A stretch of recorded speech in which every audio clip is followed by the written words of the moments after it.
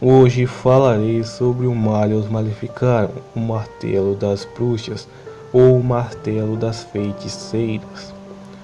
Este é o título do livro publicado em 1486 ou 1487 pelos dominicanos Heinrich Kramer, também conhecido por Heinrich Stitores, e James Sprenger, na Alemanha, em cumprimento à bula papal Summis Deserantis Affectibus Inocêncio VIII, sobre um manual de combate aos praticantes de heresias, e que se tornou o guia dos inquisidores pelo restante do século XV e seguintes. Embora no período existam outros manuais, este é um dos mais cruéis, ensinando sobre ódio, tortura e morte.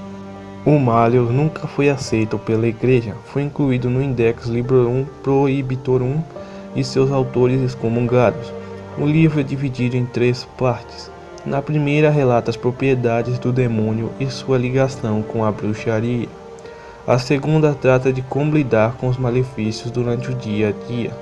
Finalmente, a terceira parte faz a descrição de como proceder aos julgamentos e como cumprir a sentença. Apesar de seu conteúdo obscuro, é uma obra da Idade Moderna, havendo surgido poucos anos antes da viagem de Colombo e contemporânea da obra de Pico della Mirandola, base do humanismo florentino.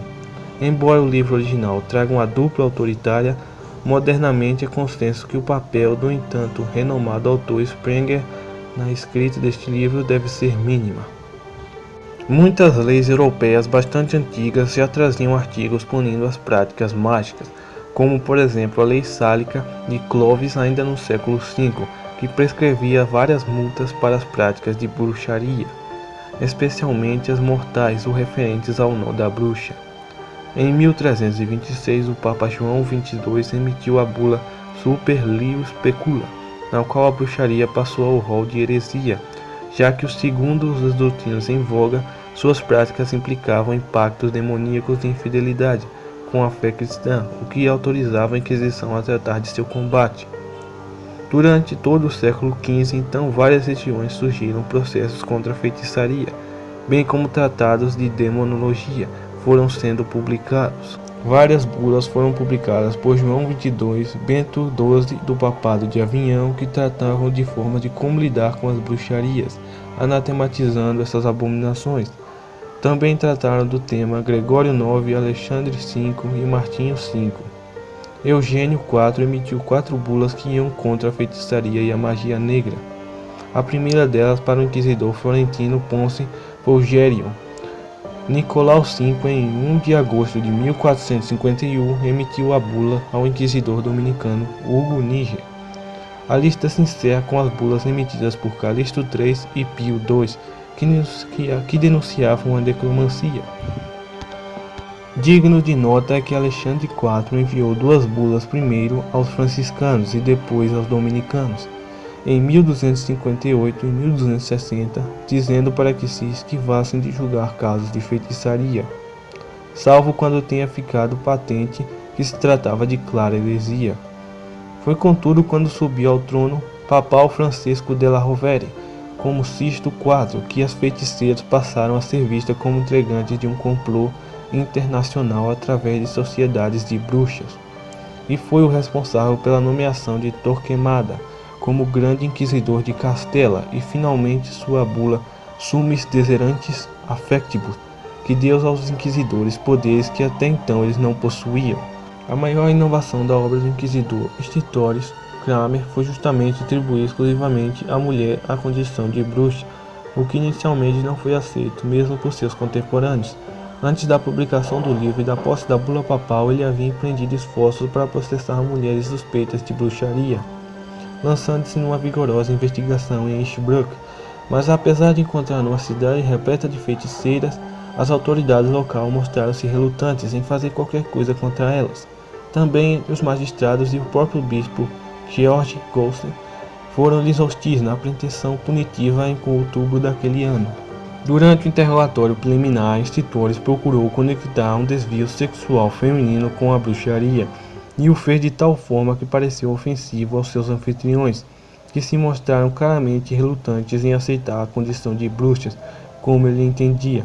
O autor chegou a comentar que Stitores reivindicava algo que ele não poderia provar.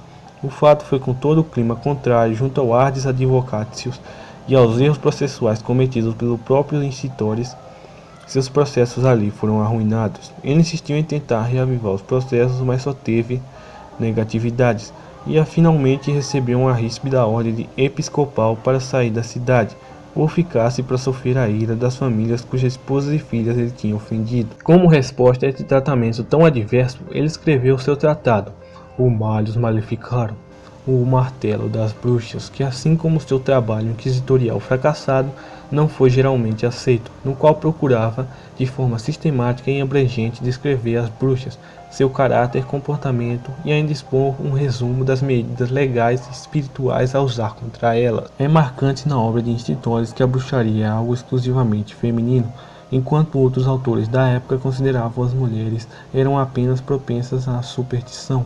E ele foi além, afirmando que os pontos fracos tornavam a mulher passível às ciladas do diabo, em corpo e espírito, sendo o único inquisidor até então ligar a bruxaria com o inerente com o sexo feminino.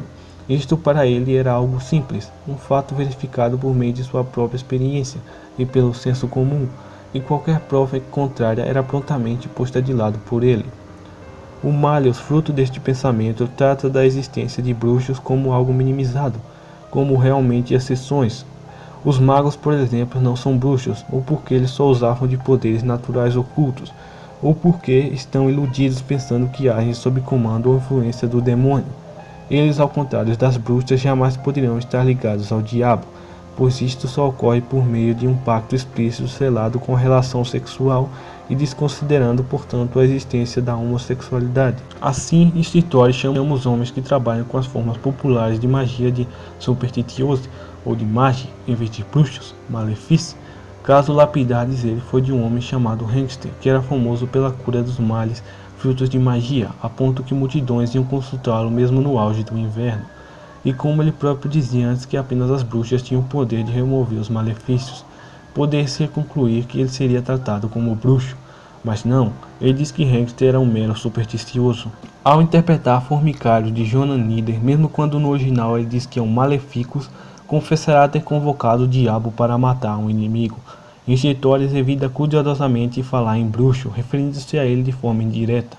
Nenhum tratado anterior foi tão enfático em mostrar o sexo feminino como instrumento satânico, quanto este pode ser considerado um marco na demonização da mulher, expondo à perseguição e ao castigo. Embora desde a antiguidade em muitas culturas além da Europa a mulher fosse temida, isto só atingiu seu ápice quando ela teve reconhecido seu papel como agente demoníaco. E nenhum outro tratado foi tão específico neste mister quanto o Malleus. Foi um marco na demonização da mulher e das práticas religiosas populares, sendo o manual da maioria dos inquisidores durante a caça às bruxas. Assim, Stitores afirma pela primeira vez é um fato que o maior número de praticantes de bruxaria é encontrado no sexo feminino. Fútil é contradizê-lo, afirmando-lo como respaldo da experiência real no testemunho verbal das pessoas merecedoras do crédito. Ele embasa suas ideias colocando a mulher como herdeira do pecado original. Em virtude desta falha, a mulher é um animal imperfeito, sempre decepciona e mente. A falta de memória das mulheres, segundo Malleus, é uma das causas para sua propensão ao mal, já que não conseguem guardar muitas coisas nas suas lembranças. Seguem mais seus impulsos e instintos, estando muito mais afeitas a cair em pecado, e com efeito, assim como em virtude da deficiência original em sua inteligência. São mais propensas a abjurarem a fé por causa da falha secundária em seus afetos e paixões desordenados. Também almejam, fomentam e infligem vinganças várias, seja por bruxaria, seja por outros meios, pelo que não surpreende que tantas bruxas sejam desse sexo. Stitores deixa claro a origem feminina do mal e qual motivo absolve os homens. Há 3 coisas insaciáveis, 4 mesmo que nunca dizem basta. A quarta é a boca do útero, pelo que para saciarem a sua lascívia copulam até mesmo com demônios. Poderíamos adiantar outras razões, mas já nos parece suficientemente claro que não admira-se o maior número de mulheres ser contaminadas pela heresia da bruxaria, e por esse motivo convém a referir-se tal heresia culposa como heresia das bruxas e não a dos magos, dado seu maior contingente de mulheres que se entregam a essa prática. E abençoado seja o Altíssimo, que até agora tem preservado o sexo masculino de crime tão hediondo. Como ele veio ao mundo e sofreu por nós, deu a nós homens, esse privilégio.